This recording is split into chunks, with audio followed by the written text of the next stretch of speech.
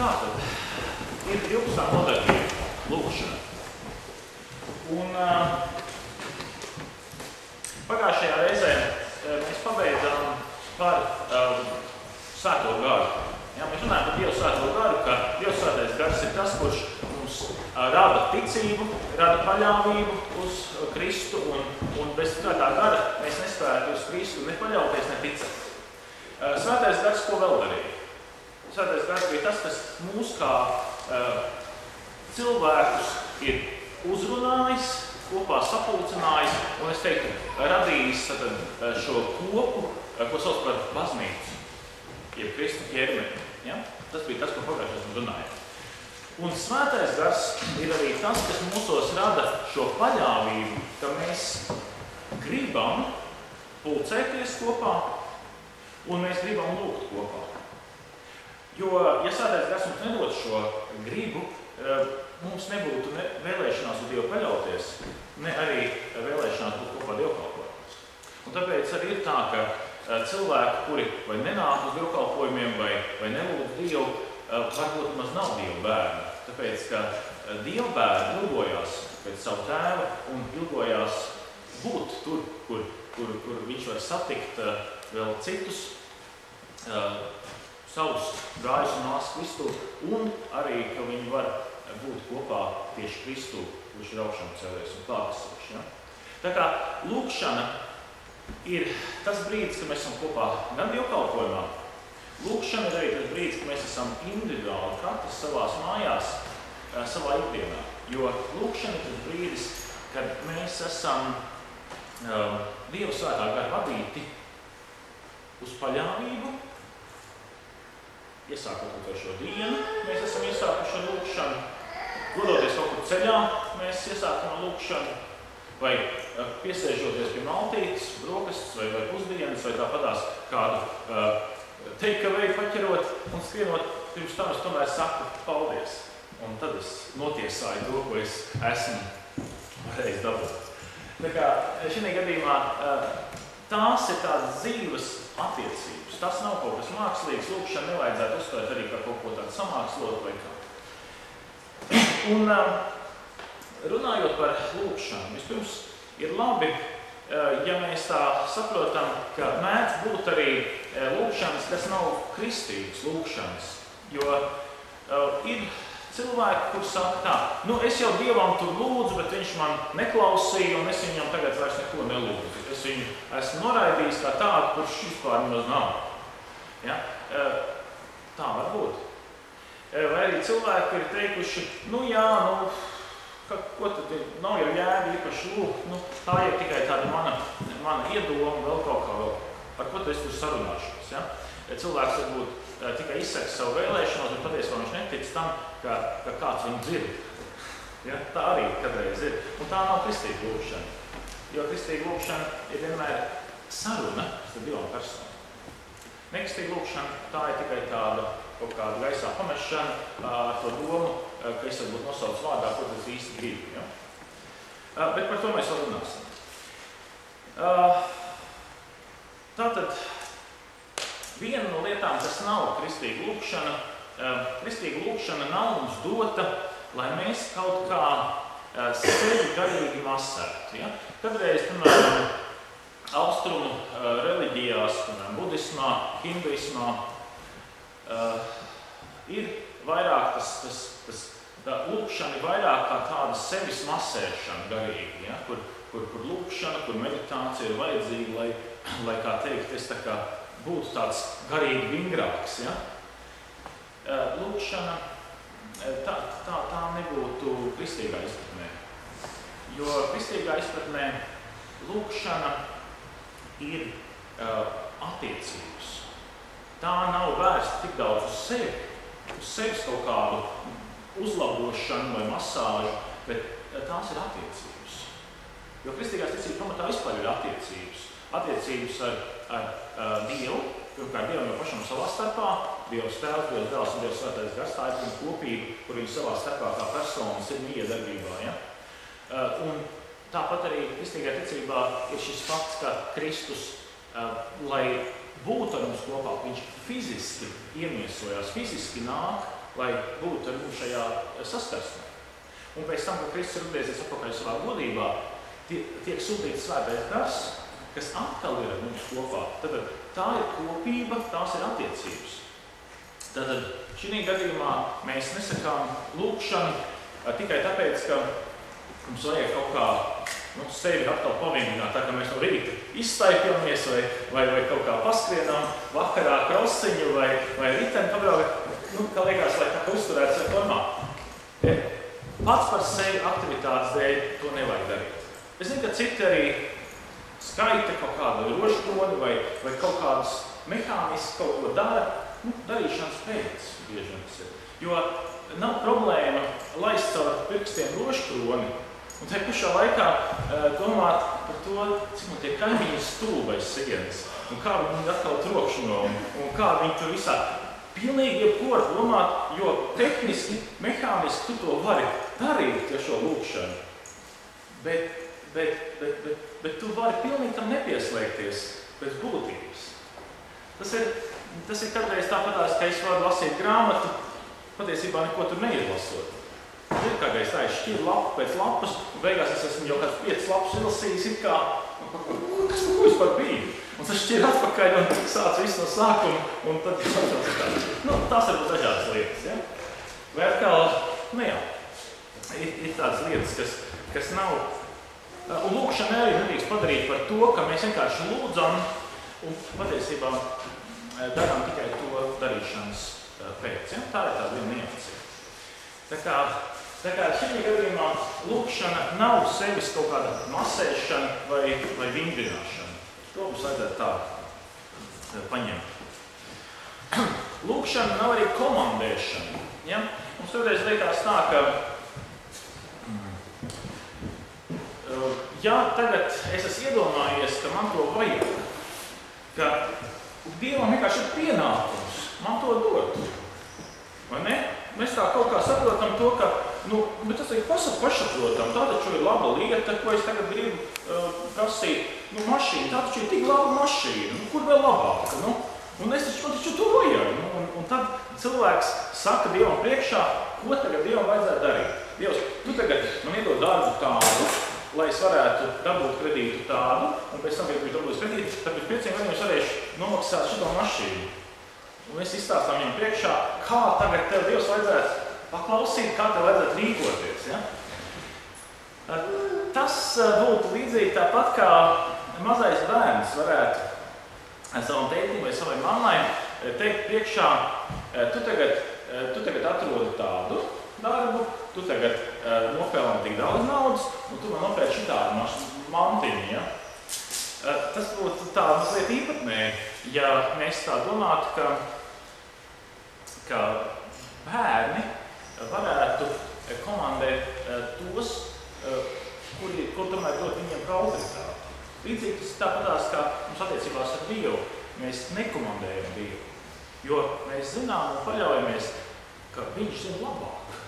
Kādā veidā viņam darboties. Un kādā veidā man to saņemt, un man to vajag saņemt. Un šī gadījumā es runāsim arī par mūsu tēvs lūgšanu, ja? Un tur ir viens no tiem lūgumiem. Tavs prāts, lai notiek kā debesīs, arī uz zemes. Un šī sakarā bija pie Lutera atnācis viens no viņa draugiem, un viņš bija tā sašķirts par to, kā Dievs tā nedara tā, kā es izdomājis. Un viņš saka, kā tas ir? Es esmu izdomājis tā, un es tagad sāku to darīt, man iznāk citādāk. Es esmu neapmierināts, ka ir citādāk. Kāpēc Dievs man šitā dara? Kāpēc viņš neklausa tā, kā es to gribēju? Un tad Luters tajā dialogā ar šo cilvēku bija tā prasījis, tu mūsu tēvs lūgšanu lūdzu? Viņš teica, jā, lūdzu, no rīta es saku šo lūgšanu, un vakarā es lūdzu. Luters saka, bet tad pats esi vainīgs. Ko tad tu brīnies, ka nenotiek tavs prāts? Tu taču skaidri un gaišai lūgšanā pasaki. Tavs prāts, lai notiek kā debesīs, tā arī uz zemes. Ko tad brīnies, ka nenotiek paša? Ja? Tad Dieva prāts notiek, un šī gadījumā ir labi to tā arī saprast, ka viņš zina tiešām to vislabāk. Un tas arī maina, teiksim, šī gadījumā atkal ir atšķirība. Cilvēks, kurš nepaļaujās uz Dievu, kuram Dievs varbūt ir bīstams pat un svešs, viņam šķiet, ka Dievs vienkārši mūs nemīl, un viņš ir tāds sīkstulis, no kura vienmēr jāizspiež kaut kas. Ja? Vienmēr ir kaut kas ar viņu, vai jāmanipulē, viņam pielienot kaut kā, vai atkal viņu kaut kā turot kaut kā citādāk grožos Dievu. Bet kristīgs cilvēks, un tā ir kristīga cilvēka lūkšana, ir kā Dieva bērni saruna ar savu tēvu. Tas ir pilnīgi atkal tāda piepildīta paļāvība, ka mēs lūdzam, zinot un paļaujoties, ka Dievs ir labāk. Tā pašā laikā mēs zinām to, ka Dievs tomēr arī prasa, lai mēs tomēr konkrēti nosaucam lietas vārdā. Tāpat kā Jēzus, teiksim, šajā gadījumā ar šo aklo ubagu, viņš sarunā prasīja aklim ubagam, ko tu gribi, lai es tev daru? Tad Jēzus vēlējās, lai šis cilvēks nosauc vēlreiz pats priekš sevis vārdā to, ko tad viņš īsti grib. Jo varbūt tas aklais ubags grib no Jēzus naudu. Vienkārši. Atkal tā kā viņš to ir pieredzis. Saņemt, jo vienkārši viņš tur ubago, viņš tur sēž un viņš to visu laiku, tā ir viņa ikdiena. Bet tāpēc Jēzus viņam jautā, ko tad tu gribi? Un tad no viņa nāk šis patiesais lūgums, kaut kas varētu redzēt. Un tad, Jēzus saka, es redzēšu. Jo katreiz ir tā, ka Dievs var iedot daudz vairāk mums, nekā mēs vispār saprotam vai lūdzam. Bet mēs kādreiz neesam gatavi saņemt kaut ko vairāk. Mēs esam pieraduši, ka mums pietikt ar to, kas mums ir. Ja es vēl dabūtu klāt vēl pie tā, kas man ir, es būtu vēl labāk, laimīgāks. Bet kādreiz ir vajadzīgs kaut kas daudz, daudz labāks, ko Dievs vajag iedot. Viņš zina to, ka tas ir vajadzīgs. Iesim tālāk. Lūkšana nav izspiešana. Tad tas nav tā, ka es kā, piemēram, nikīgs bērns tagad nokatīšu veikalā uz grīdas un kājas sitot pret zemi, sākšu pieprasīt man lūk šito mantiņu. Ja? Tā nav tāda attieksme, ka mēs tagad nokrītam uz zemes un sakām, Dievs, es tālāk neiešu, kamēr tu man šito neiedos. Tā nav lūkšana. Tā nav lūkšana. Tā ir manipulēšana. Ja?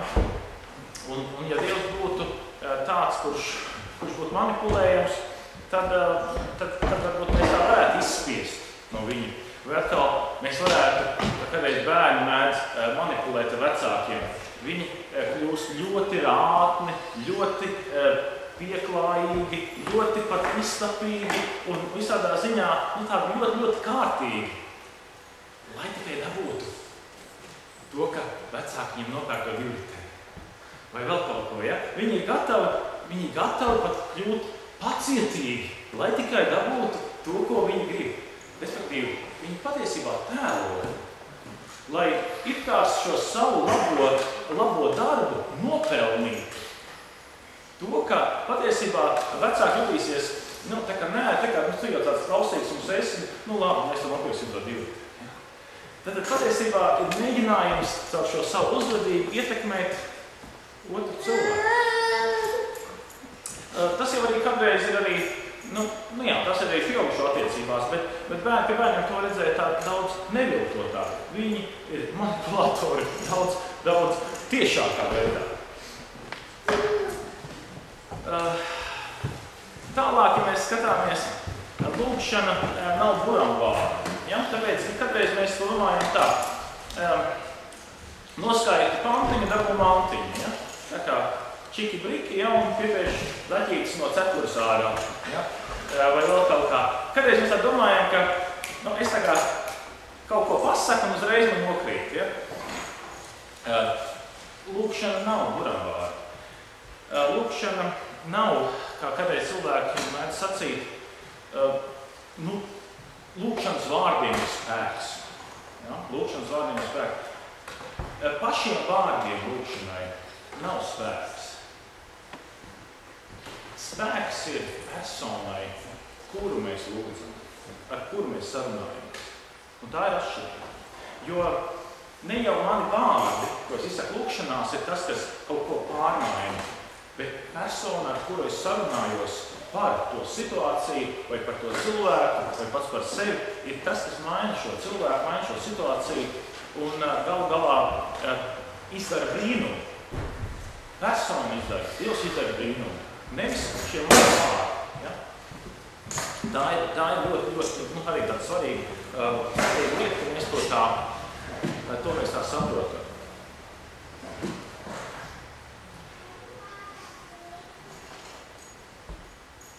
Ja mēs runājam par lūkšanu pēc būtības, mums ir atkal jāvērš atpakaļ pie mūsu identitātes, kas mēs esam. Jo tas ir normāli, ka mēs, piemēram, kā bērni vai kā ģimenes cilvēki, mēs savā starpā vienkārši komunicējam. Ja? Mēs runājamies. Ka mēs ilgojamies viens pēc otru, ka mums ir vēlēšanās būt kopā. Tas ir normāla situācija, ne ģimenes lokā. Tā ir normāla situācija, ka es kā bērns tiecos pēc savu tēvu. Es vēlos ar viņu būt kopā. Kādreiz lūkšana pat nav tik daudz vārdos izteikti. Ja kādreiz mums liekas, ka lūkšana tikai vārdiski. Lūkšana kādreiz var būt vienkārši Dievu klātbūtnes baudīšana. Ka tu vienkārši tāpat kā kādreiz ir attiecībās cilvēku starpā, ka vienkārši jūs atrodaties kopā un ar to tevi labi. Ka vienkārši esi līdzās. Ka bērnam bieži vien jau arī es to esmu piedzīvojis. Es strādāju kaut ko pie galda un rakstu vai kā. Man dēls Haris atnāk, vienkārši apsēžās klēpī, pasēž tur 1 minūti, un viņam ar to pietiek. Viņš iet pēc tam atkal spēlēties, un viņam ir labi. Ar to, ka viņš varēs vienkārši pabūt. Manis, klāt. Un tas ir tāpat, kā mēs arī lūkšana. Lūkšana ir patiesībā šī vēlēšanās un pieiešana pie Dieva, ka mums neko pat nevajag parunāties. Vienkārši labi atrasties viņu klātbūtnē. Un tāpēc ir tā, ka lūkšana kādreiz mēdz saistīt kopā ar to saucamo pārdomām, jeb tādu meditāciju, to es nenosauku, bet tādas pārdomas, kas vienkārši kaut vai kādreiz ienāk baznīcā, apsēžos, skatos, varbūt uz krustu vai kā, un vienkārši pat neko varbūt nerunājot, es esmu, bet es varbūt neesmu pateicis nevienu vārdu, bet tai pašā laikā man tas ir ļoti svarīgi, es varēju tā norimties, apstāties un atkal iet tālāk. Tāpēc ļoti labi, ja baznīcas ir atvērtas vai ir arī mums mājās ir kāda lūkšana vieta, kur es varu iet un vienkārši pasēdēt un kaut vai, es teiktu, tēju dzerot vai kafiju dzerot. Dienas laikā es varu, pastīties uz krustas, varu pārdomāt kādas lietas, varu pabūt kopā ar Dievu tādā veidā. Tā arī ir lūkšana. Un lūkšana, protams, ir arī manas saruna. Protams, ka tā ir arī saruna. Un lielākoties jau tā arī ir, ka tā ir verbāla, tā ir vārdiska saruna. Un šī gadījumā es nevarētu iedomāties, piemēram, ģimenes cilvēku starpā situāciju, ka viņi savā starpā nerunā. Cilvēki savā starpā nerunā, tad mēs saprotam to, ka kaut kas tur nav kārtībā. Ja? Mēs saprotam, kaut kas tur ir, vai vienkārši starp viņiem ir kaut kāds stāvoklis, kaut kas tāds, ka liekas, ja te esmu muti vaļā, tad pateiks kaut ko pavisam nejauku. Vai arī ir ignorance, vai milzīga barjera, ka liekas, tur mums nav par ko runāt vispār. Mums nav nekā kopēja. Ja? Tas būtu ļoti jocīgi, ja tuvu cilvēku starpā nenotiktu saruna. Tāpat ir ļoti jocīgi, ja kristieši, kas ir Dieva bērni, arī nesarunājās, viņi vispār lūkšanu nelietotu. Tas būtu ļoti īpatnēji, jo tas vienkārši nav dabīgi, ka nenotiek komunikācija. Un šī gadījumā nevēlt arī tāpēc ir pieejams gan lūkšanu grāmatiņas, kas ir tāpat arī mūsu draudzes grāmatu galdā, ir tā lūkšanu grāmatiņa, ko var vienkārši nopirkt, lai tu tā vairāk varētu kaut būt iedrošināts. Izteikt varbūt sākumā ar šīs grāmatas, tiksim, autora vārdiem šīs lūkšanas, bet pēc tam jau tu pats vari mācīties, izteikties, izpausties, sarunāties un tā. Es atceros, kā tagad savas pirmās lūkšanas, un mans pirmās lūkšanas bija no mazā katekisma, tur, kur bija tie paraugi, ja? Vakar lūkšanām un rīt lūkšanām. Un es biju sākumā iedomājies, ka lūkšana vienmēr ir tā kaut kā ļoti pareizi vārdu savietnējums. Ja? Un ja es kaut ko nepateikšu tā, kā tur ir rakstīts, tad man liksies, ka tā nav viss lūkšana, tad es nemācēšu lūgt. Ja es nepateikšu tā, kā ir tur uzrakstīts. Un tā es biju iekalis no galvas to tekstu, kas ir lūkšanas teksts no rīta un vakarā. Un tā pirmā lūkšana bija tāda, ka es biju dabūjis kaut kur no vecās mūžas tādu vecu krucifiksu, bija pielicis pie sienas, un es to grāmatiņu mazo katekismu biju atšķīris un palicis tā tālāk, vairāk tā. Ja es tā labi gribētu, es varētu viņu mazliet redzēt, ja? Bet es nometies uz ceļiem, kā tā vajag, ja tā. Un es tur sāku sacīt, mīļais debesu tēvs, es tev pateicos, šādā veidā es mocījos. Viss lūkšana. Lūkšana bija ļoti apgrūtinoša priekš manis, jo tas bija tik grūti, tik tālu saskatīt. Un tajā pašā laikā es jutos tik muļķīgi, es zinot to, ka Dievs taču mani redz, ja? Un viņš visu laiku redz, ka es špikoju, ja? Un es jutos nelabi.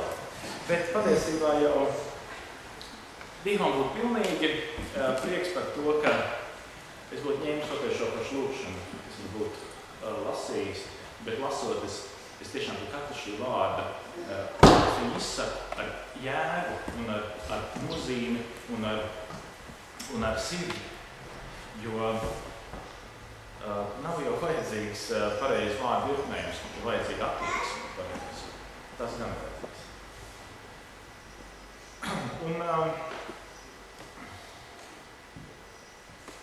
Kur mēs ņemam pareizi attieksmi? Pareizi attieksmi mēs varam saņemt tikai tajā, ka mēs esam piedzīvojuši, ka Dievs man mīl. Viņa mīlestība ir radījusi arī manī pret mīlestību. Respektīvi, Dievs ir avots, no kā es pats saņemu paļāvību, saņemu mīlestību, un man lūkšana ne tikai kā atbildi. Un šī gadījumā, kur es varu saņemt viņa mīlestības apliecinājumu, ir Dieva vārds, ko es varu uzņemt, ja Bībeli, ko es ņemu un lasu, vai arī tas, ko es esmu piedzīvojis caur dievkalpojumu vai caur savu dzīvi, kur Dievs man brīnišķīgi ir kaut kā uzrunājis, izglābis, pasargājis, kur es redzu to, ka viņš man mīl un es savukārt lūkšanā viņam atbildu. Tā kā lūkšana izsaka mana kā bērna uzticēšanos Dievam. Un tas nāk no mūsu lūkšanas. Un otra lieta ir, ka mēs esam atvērti. Lūkšana ir atvērtība Dievam. Jo šī gadījumā, ja mēs tā varētu teikt, vai tad Dievam vajadzētu man tagad sacīt priekšā, ko man vajag? Taču nē. Mēs tikko jau runājam par to, ka Dievs zina labāk, kas man ir vajadzīgs, ne? Nav man jāpasaka viņam priekšā, varbūt tu Dievs nezini, bet man ir vajadzīgs tas, tā tas nav. Viņš zina, kas man ir vajadzīgs. Bet lūkšana ir atvērtība Dievam, un tas būtu mēram tā. Tad, kad mēs esam par kaut ko saspringuši, arī par kaut kādas lietas realizēšanas, vai esam dusmās par kaut ko, par to, ka man kaut kas nesanāk, vai tas cilvēks ir man kaut ko pārizdarījis, es esmu saspringts, ja, es esmu savilcies.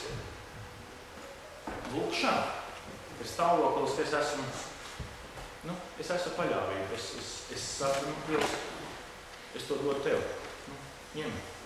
Es šo jautājumu nevaru neatrisināt, ne arī mani padomus pietiekoši, lai es varētu vispār, man arī nav tā mīlestība šo cilvēku, ja es varētu uz viņu skatīties kaut kā citādāk, kā tikai nē.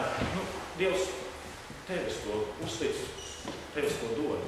Un tā ir atvērtība, tās ir pastieptas plaukstas, tas ir atvērtas plaukstas, kurās Dievs tev var ielikt to, kas ir vajadzīgs.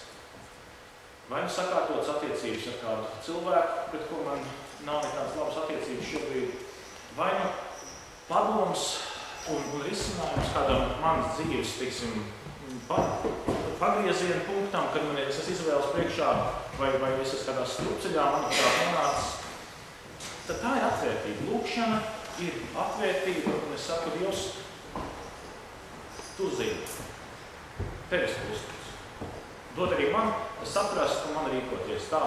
Tas ir manā iespējamībā un manā atbildībā.